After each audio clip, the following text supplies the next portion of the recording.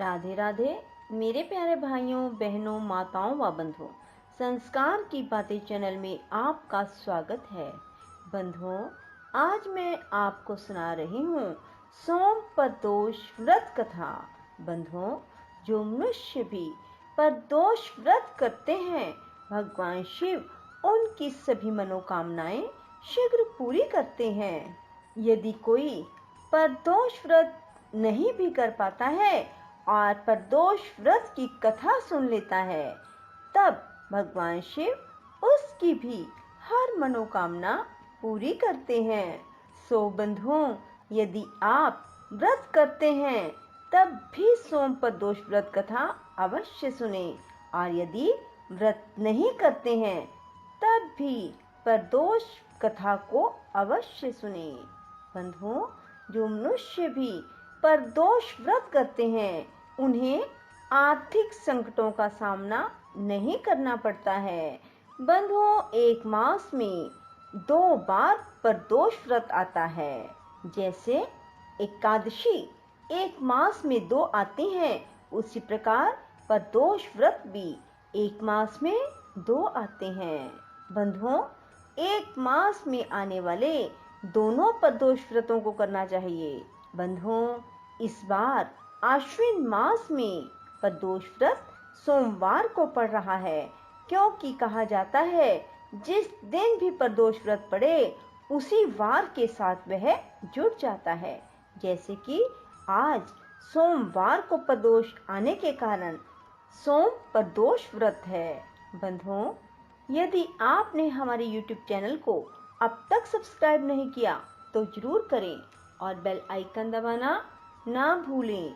बंधुओं, कथा को पूरी सुनने के बाद कमेंट बॉक्स में जय शिव शंकर भोलेनाथ अवश्य लिखें। बोलो शिव शंकर भोलेनाथ की जय हो। प्रदोष व्रत हर मास में 2 बार आता है, एक कृष्ण पक्ष में और एक शुक्ल पक्ष में। सोम प्रदोष व्रत के दिन भगवान शिव की विधि विधान से पूजा अर्चना की जाती है। प्रदोष व्रत की पूजा हमेशा प्रदोष काल में, यानी सूर्यास्त के बाद और रात्रि से पहले के समय में होती है। जो भी प्रदोष व्रत करते हैं, उन्हें सुबह नहा धोकर संकल्प लेना चाहिए। प्रदोष का व्रत करने और भगवान शिव की प्रदोष काल में श्रद्धा पूर्वक पूजा करने से व्यक्ति को भगवान शिव का आशीर्वाद प्राप्त होता है, उसे निरोगी काया मिलती है और भगवान शिव भक्तों की हर इच्छा पूरी करते हैं। बंधुओं, भगवान शिव के लिए यदि आप प्रदोष व्रत रखते हैं तो आप सभी जानते हैं कि भगवान शिव थोड़ी सी पूजा से ही प्रसन्न हो जाते हैं।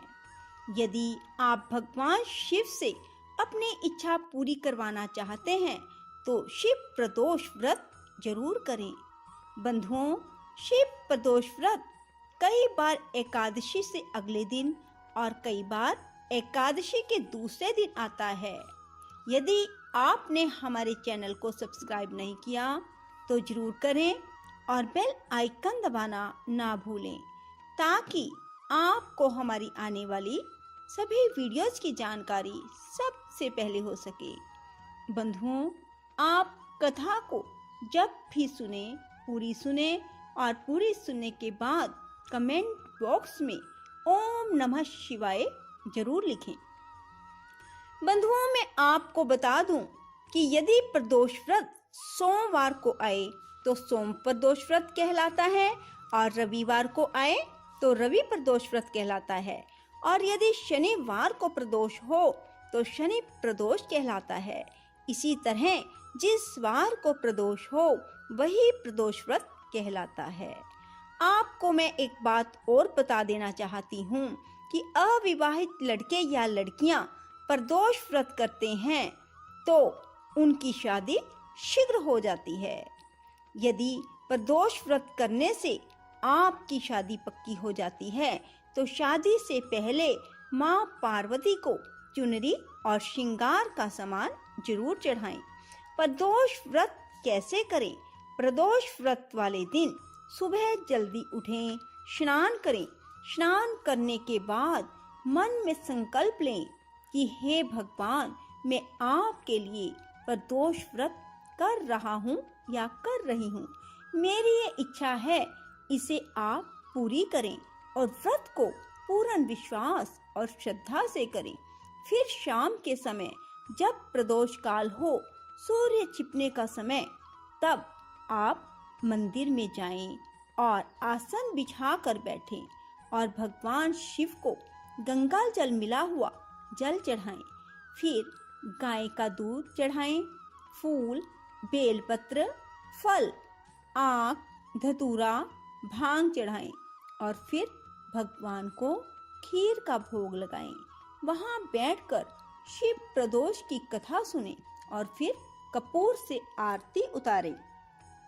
आरती करने के बाद भगवान शिव को आरती देते हुए ये जरूर कहें, कपूर गोरम करुणावतारम संसार सारम भुजगेंद्रहारम सदा बसंतम हृदयारविंदे भवम भवानी सरितम नमामि। फिर हाथ में जल लेकर भगवान से प्रार्थना करें कि हे भोलेनाथ, आपकी जो पूजा अर्चना मैंने की सब आपके अर्पण। मुझसे जो भूल हुई उसके लिए मैं क्षमा याचना करती हूँ या करता हूँ। फिर घर जाकर जो खीर का प्रसाद चढ़ाया था, खीर खा लें या भोजन खाएं तो भोजन के साथ खीर खा लें।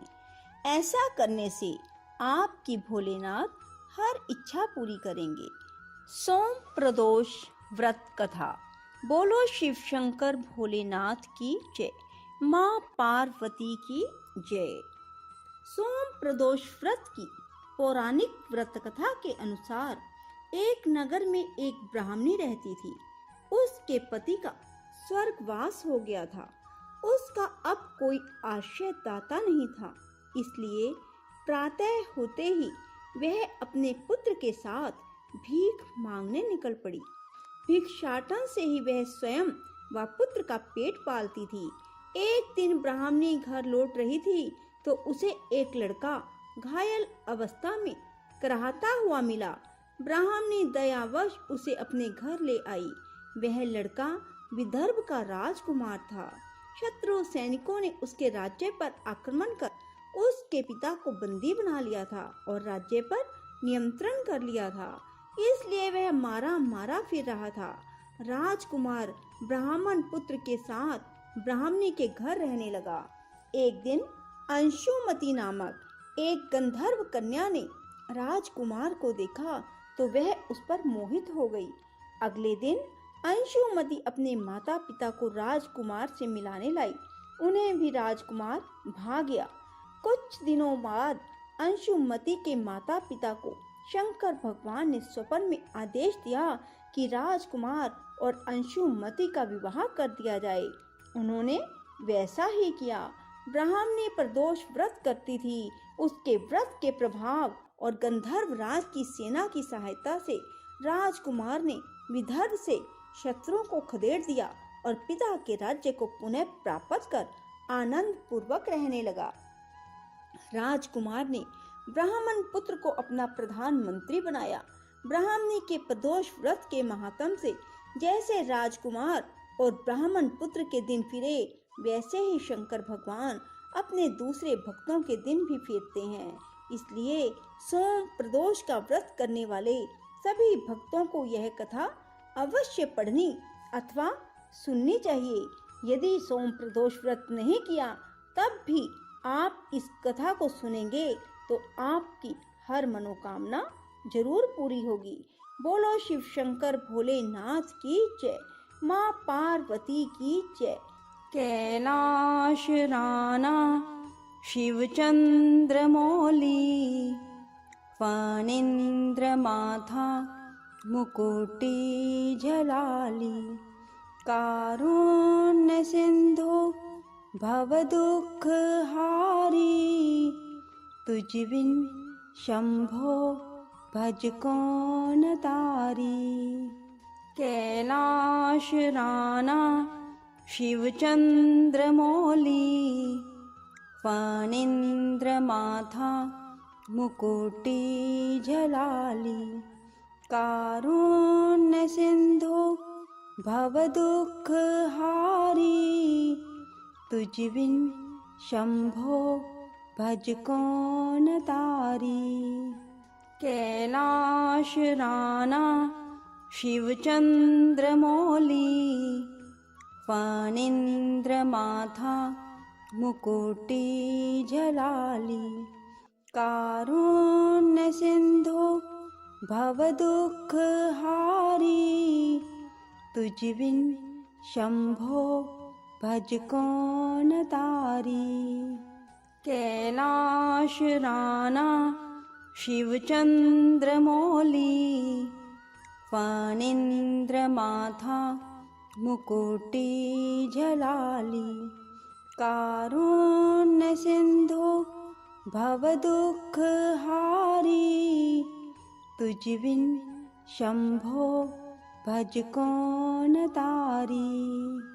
कैलाश राना शिवचन्द्रमौली फणीन्द्रमाथा मुकुटिजलाली कारुण्यसिन्धो भवदुःखहारी तुझ बिन शंभो भज कौन तारी। कैलाश राना शिवचन्द्रमौली फणीन्द्रमाथा मुकुटिजलाली कारुण्यसिन्धो भवदुःखहारी तुझ बिन शंभो भज कौन तारी। राधे राधे, जय श्री कृष्णा।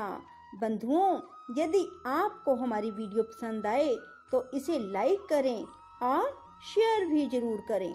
धन्यवाद।